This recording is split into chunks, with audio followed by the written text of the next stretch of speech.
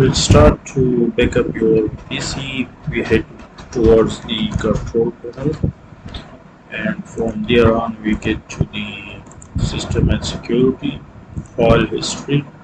So currently it is switched off.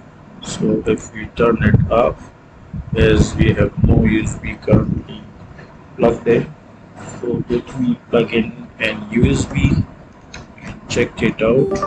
So I have connected the USB. So this is the Windows 10 USB. Also you can plug in any, and Google Drive service is also there.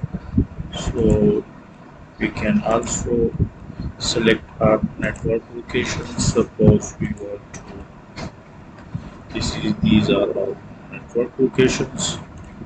So this is the first method, and as we have done on, so it can now transport all the data to the external drive, which is these drives.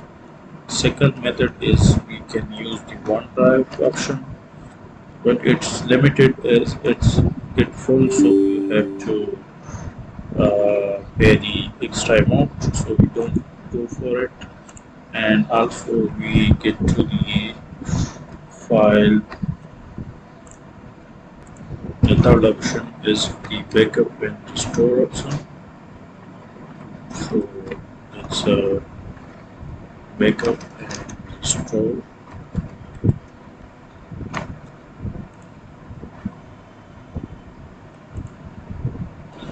So this is our latest option for Windows backup. So we can backup it using the OneDrive option.